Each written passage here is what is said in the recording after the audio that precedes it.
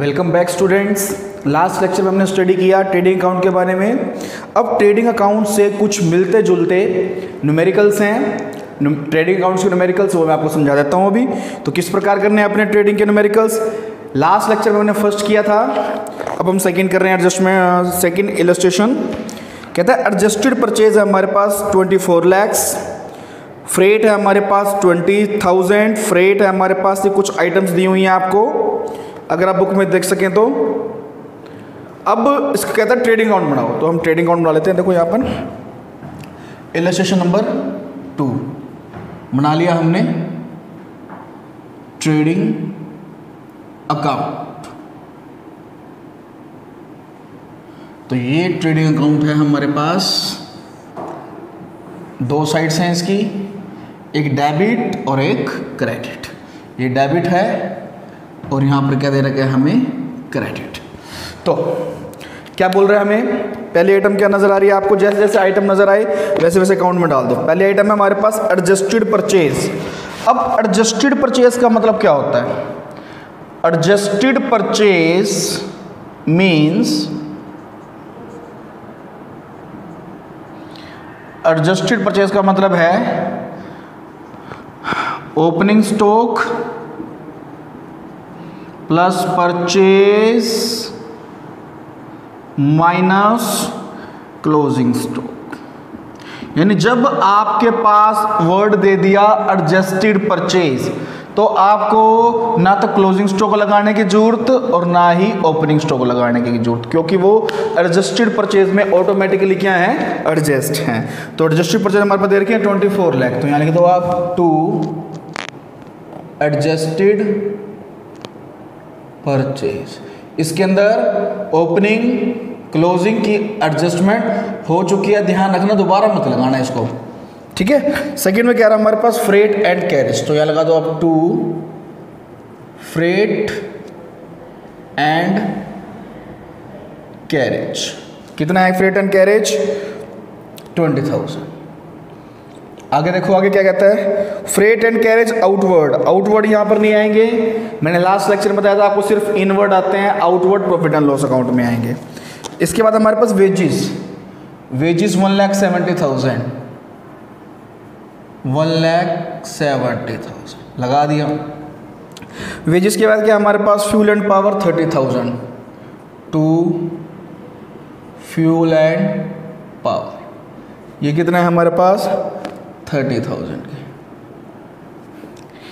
Office and rent, office rent भी नहीं आएगा, क्योंकि ऑफिस रेंट कहाँ आता है, प्रॉफिट एंड लॉस अकाउंट में, हम ट्रेडिंग बना रहे हैं। ट्रेड एक्सपेंसेस भी नहीं आएंगे, क्योंकि ट्रेड एक्सपेंसेस भी कहाँ आते हैं, प्रॉफिट एंड लॉस अकाउंट में। सेल्स हमारे पास 30 लाख की, तो सेल्स क्रेडिट में आती है, क्योंकि इनकम है हमारी, इनकम क्रेडिट साइड में आती है। तो सेल्स है हमारे पास 30 लाख।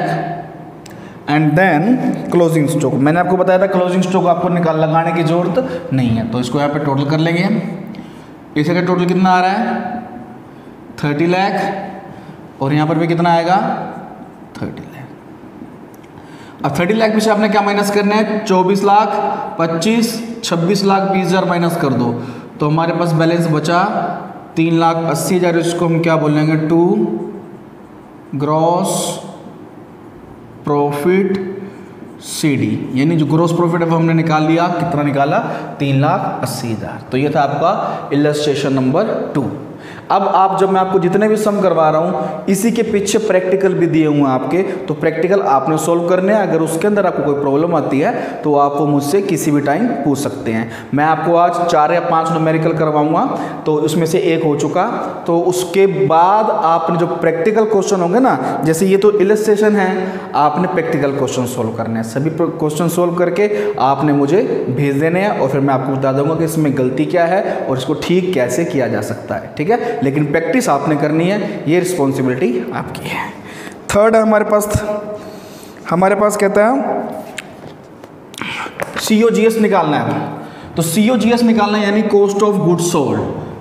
सिखा दूं मैं आपको क्या होता है COGS, cost of goods sold. क्या होता है कॉस्ट ऑफ गुड्स सोल्ड, यानी जो हमने सामान बेचा है ना, जितने का भी सामान हमने बेचा उसकी लागत कितनी थी, लागत मतलब उसके ऊपर खर्चा कितना हुआ। जैसे मान लो ये मैंने मार्कर 15 रुपये का बेचा, इसको मैं 7 रुपये का लेकर आया, 1 रुपया किराया लगा, 1 रुपये का इसके अंदर और मटेरियल लगा, डेकोरेशन करने का खर्चा लगा, तो मेरी टोटल लागत है 9 रुपये और मैंने बेचा 15 रुपये। तो जो 9 रुपये लगे ना मेरे, उसको हम क्या बोलेंगे, कॉस्ट ऑफ गुड्स सोल्ड, यानी बेचे गए माल की लागत। तो इसके दो तरीके हैं निकालने के। पहला तो क्या है, सेल्स माइनस जीपी। पहला फॉर्मूला तो ये है, सेल में से जीपी क्या कर दो, माइनस कर दो। दूसरा क्या करेंगे हम, ओपनिंग स्टॉक या इन्वेंट्री भी बोल सकते हो, प्लस परचेज। परचेज माना नेट परचेज। नेट परचेज कौन सी होती है, जिसके अंदर से रिटर्न ऑलरेडी माइनस कर दिया हमने, नेट परचेज बनती है वो। तो opening stock plus purchase plus direct expenses minus closing stock. तो ये फॉर्मूला किसके हैं, COGS निकालने के, यानी कॉस्ट ऑफ गुड्स सोल्ड निकालने के। दो फॉर्मूले हैं, दो में से हम कोई भी एक यूज कर सकते हैं, जिससे हमें पता चल जाएगा कि कौन सी आइटम्स गिवन है। तो जो आइटम्स गिवन होंगी हमें उसके अकॉर्डिंग करना है। तो जैसे हम 3rd नंबर में करते हैं, हमारे पास ओपनिंग स्टॉक दे रखा है, सारे खर्चे दे रखे हैं। एक तो कहता है आप ग्रोस प्रॉफिट निकालो और एक निकालो COGS। तो देखो पहले ग्रोस प्रॉफिट निकालने के लिए हमें क्या करना पड़ेगा, ट्रेडिंग अकाउंट बनाना पड़ेगा। इलस्ट्रेशन नंबर 3 यहाँ बना लिया हमने, ट्रेडिंग अकाउंट। तो ध्यान से सीखें, ट्रेडिंग अकाउंट बनाया, डेबिट में सारे खर्चे आ जाएंगे, क्रेडिट में सारी इनकम आ जाएगी। तो पहली आइटम क्या नज़र आ रही है आपको, 3rd में ओपनिंग स्टॉक नज़र आ रहा है। कितना ओपनिंग स्टॉक, 40,000। तो यहाँ लगाते हैं आप 2 ओपनिंग स्टॉक 40,000। फिर क्या हमारे पास परचेज है 4,20,000, 2 परचेज 4,20,000। इसको पहले मैं यहाँ इसलिए लिख रहा हूँ क्योंकि अगर रिटर्न हुई तो वो इसमें से माइनस करने के बाद फिर हम यहाँ लिख देंगे। ओपनिंग स्टॉक के बाद एक्सपेंसेस ऑन परचेज हैं 8,000। तो यहाँ लगा दो आप 2 एक्सपेंसेस ऑन परचेज। कितना है expenses on purchase, 8,000। Expenses on sales हैं वो यहाँ नहीं आएंगे क्योंकि वो प्रॉफिट एंड लॉस अकाउंट में आएंगे। वेजेस है हमारे पास 30,000। तो यहाँ लगा दे 2 वेजेस 30,000। वेजेस के बाद क्या है हमारे पास, सेल्स। क्रेडिट साइड में आते हैं, कितनी है सेल्स, 6 लाख की। और हमारे पास क्या है, क्लोजिंग स्टॉक। क्लोजिंग स्टॉक हमारे पास कितना, 52,000। ठीक है, तो लगा दिया इसको। अब हम यहाँ कर लेते हैं 6,52,000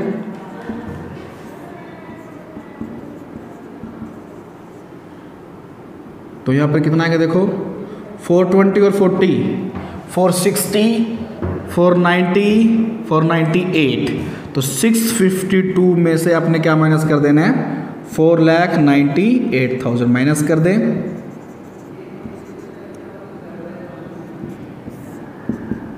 क्या आ गया हमारे पास, जीपी 1,54,000। ठीक है, ये तो आया हमारे पास जीपी। अब कहता है इसमें COGS भी निकालना है आपने। COGS मतलब कॉस्ट ऑफ गुड्स सोल्ड, यानी बेचे हुए माल की लागत। हमने ये तो पता लग गया कि हमने 6 लाख का बेचा है, सेल्स का मतलब कितने का बेचा। हमें ये नहीं पता कि वो उसकी कॉस्ट कितनी थी। तो कॉस्ट निकालने के लिए वही फॉर्मूला लगाएंगे हम, ओपनिंग स्टॉक। ओपनिंग स्टॉक कितना है मेरे पास, 40,000 प्लस परचेज। परचेज कितनी है, 4,20,000 प्लस डायरेक्ट एक्सपेंसेस 30 हैं, 8 हैं, तो कितने हो गए 38,000 minus closing stock. Closing stock कितना है मेरे पास, 52,000। ठीक है, opening stock plus purchase plus direct expenses minus closing stock. अब देखो 420 और 40, 460 और 38, 498। इसमें से क्लोजिंग स्टॉक हमारा कितने का है, 52,000 का वो माइनस कर दो तो हमारे पास कितना आ गया 4,46,000। ये हमारे पास आ गया कॉस्ट ऑफ गुड्स सोल्ड। अगर इसी के बिहाव पर हम जीपी निकालना चाहें तो कैसे निकालेंगे? Sales minus COGS। मैंने ऊपर लिखा था सेल माइनस, तो सेल हमारे पास कितनी है 6 लाख, COGS कितना हमारे पास 4,46,000। तो अगर आप इसको माइनस करोगे तो कितना आएगा? ये 1,54,000। तो ये आपका क्या आ गया आंसर। चाहे आप इस तरीके से कर लो चाहे इस तरीके से कर लो, आंसर तो वही आएगा 1,54,000। ये आपका कौन सा अकाउंट बना है? Trading account. ठीक है, इसमें आपको मैंने COGS निकालना भी सिखा दिया।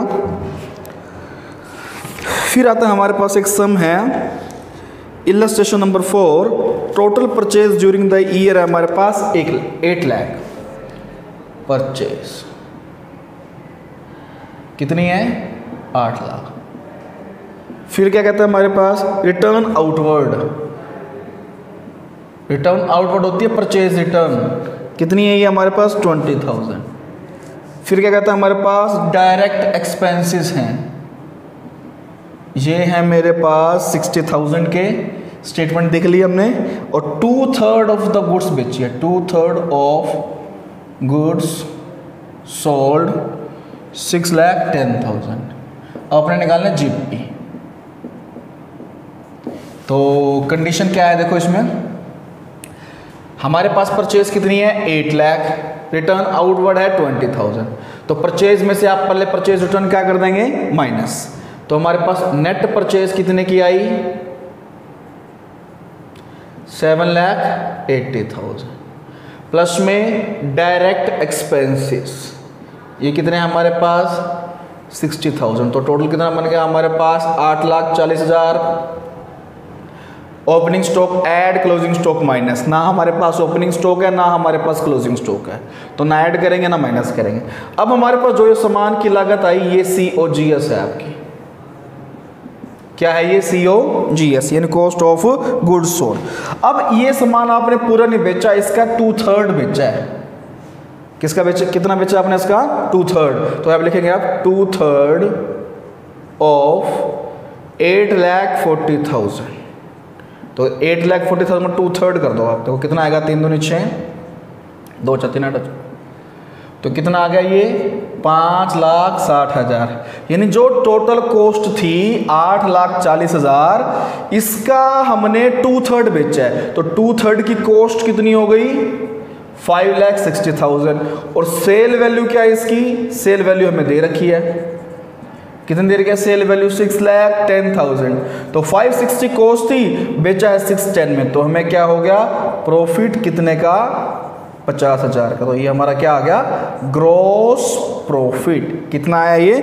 50,000। कहने का भाव इसमें ये है कि इसके अंदर हमने पूरा सामान नहीं बेचा। पूरा सामान तो था 8,40,000 का कंप्लीट, जो 100% था। इसका हमने 2/3 बेचा, तो इनटू में क्या कर देंगे? 2/3। तो कितना आ गया हमारे पास? 5,60,000। सेल वैल्यू हमें गिवन है 6,10,000। तो आपने माइनस कर दिया, उसमें से हमारे पता चल जाएगा कि प्रॉफिट हमें कितना हुआ। आगे है हमारे पास इलस्ट्रेशन नंबर 5। इसके अंदर भी मैं आपको सिखाता हूँ। इसके अंदर COGS निकालना है आपने और क्लोजिंग स्टॉक निकालना। तो कैसे निकालेंगे अभी देखेंगे ज़रा ध्यान से। अगर आपको न्यूमेरिकल पोर्शन में इंटरेस्ट है तो बहुत आसान सम है ये, और इनसे आपके जो आगे वाले सम हैं वो और भी आसान लगेंगे अगर ये आप करोगे तो। अगर ये नहीं करोगे तो आगे वाले सम आपको मुश्किल लगेंगे थोड़े से। तो प्रैक्टिस करते रहें। हमारे पास इलस्ट्रेशन नंबर 5 में क्या करता है देखो। सेल्स है हमारे पास 5,40,000 की, और सेल्स रिटर्न कितने की है? 16,000 की। जीपी हमें गिवन है, कितना है जीपी? 1,20,000 का, ये गिवन है। फिर कहता है हमारे पास ओपनिंग स्टॉक है 20,000 का। परचेज हमारे पास कितने की है? 4 लाख की। और फिर हमारे पास क्या? परचेज रिटर्न 4,000 की। Purchase return 4000 and carriage inward 15,000, carriage inward 15। निकालना क्या है हमने, COGS निकालना है पहली बात, और दूसरे पे निकालना है क्लोजिंग स्टॉक। तो COGS तो पहली लाइन में से निकल जाएगा आपका। क्या फॉर्मूला था उसका, सेल माइनस GP। लगा दो, COGS is equal to sales minus GP। Net sales, net sales का मतलब होता है सेल्स में से रिटर्न माइनस करके। तो 540 में से गए आपके 16, क्या बचेगा 5,24,000 माइनस GP कितना है 1,20,000। इसमें से ये माइनस कर देंगे, हमारे पास बचेगा 4,04,000। पहली आइटम तो हमारे पास आ गई 4,04,000, ये आ गया हमारा आंसर, फर्स्ट आंसर जो हमने क्या निकालना था, COGS। अब हमने निकालना है क्लोजिंग स्टॉक। तो क्लोजिंग स्टॉक निकालने के लिए आपको COGS का दूसरा फॉर्मूला लगाना पड़ेगा। दूसरा फॉर्मूला क्या था, COGS is equal to opening stock plus purchase plus direct expenses minus closing stock. तो हमारे पास COGS कितना है पता है 4,04,000, ओपनिंग स्टॉक हमें पता है 20,000, परचेज पर हमें पता है 4 लाख की है। डायरेक्ट एक्सपेंसेस, डायरेक्ट एक्सपेंस हमारे पास कितना है, कैरेज इनवर्ड है, कितना है 15,000। लेकिन परचेज में परचेज रिटर्न भी है, तो परचेज रिटर्न क्या कर देंगे हम माइनस, तो नेट परचेज मेरे पास आएगी 3,96,000 और माइनस क्या कर देंगे हम क्लोजिंग स्टॉक को। तो क्लोजिंग स्टॉक हमें नहीं गिवन तो हम एज इट इज लिख देंगे। अब देखो इसको 20,000 और 3,96,000, 4,16,000, 416 and 15 4,31,000 minus CS is equal to 4,04,000। अब 4,04,000 माइनस क्या कर दोगे 4,31,000 इज इक्वल टू माइनस के क्लोजिंग स्टॉक।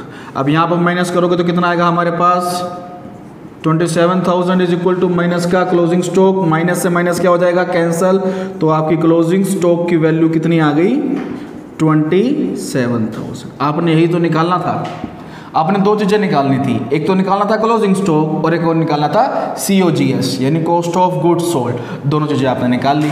फर्स्ट लाइन में आपको पता चल गया क्लोजिंग और COGS कितना है, सेकंड स्टेटमेंट से आपको पता चल गया क्लोजिंग स्टॉक कितना है। तो आपने करना क्या है, तरीका क्या रहेगा कि इस सम को कॉन्टिन्यूस चलाते रहना है आपने, बस जहाँ पर भी सम रुक गया वहीं पर आपको दिक्कत हो जाएगी। सम को कॉन्टिन्यू चलाते रहो, ठीक है ना, ट्रिक लगाओ, फॉर्मूला लगाओ, कहीं ना कहीं से सम का आंसर आ ही जाएगा। तो ये था आपका एक सम और जिससे आपको पता चला। अब आता है हमारे पास इलस्ट्रेशन नंबर 6 एंड 7 सेम है, मैं आपको करवा देता हूँ। 6th क्या कहता है, 6th में सेल्स हमारे पास 2,85,000 नेट सेल्स 2,85,000। GP कितना है 25% ऑन सेल्स। तो आपने क्या निकालना है, COGS निकालना है। तो देखो आपको मैं समझाने से पहले समझा दूं कि sales is equal to cost plus profit. तो सेल्स हमारे पास पता है 2,85,000, कॉस्ट हमें पता नहीं है, GP पता 25% ऑन सेल, यानी प्रॉफिट जो है 25% है किसका, सेल का, ठीक है। 25% यहाँ लिख दिया, सेल में क्या लिखना 100, क्यों, सेल को क्या रखा, अगर यहाँ पर क्या रखा होता 25% ऑन कॉस्ट तो हम कॉस्ट को 100 मानते, ठीक है, ध्यान रखना इन चीजों का। तो हमारे पास क्या देखो, अब ट्रिक है, जो चीज पता हो वो लिखो। हमें पता है सेल, उसके नीचे उसी की रेशो, जैसे सेल हमारे पास 2,85,000 है, इसकी रेशो कितनी है 100, और इनटू में जो हमने निकालना हो, हमने निकालनी है कॉस्ट, कॉस्ट की रेशो कितनी आएगी देखो 100 ये है, ये 25 है, तो इसके अंदर हमें क्या है, कितना ऐड करना पड़ेगा 75, क्योंकि 75 और 25 मिलकर ही तो 100 बनेंगे। देखा ना, सेल्स 100 है, प्रॉफिट 25 है, तो कॉस्ट कितनी बनेगी 75। तो इनटू में क्या कर दोगे आप 75, तो कर दो 25 या 75, 25 चौका 100, तो 4।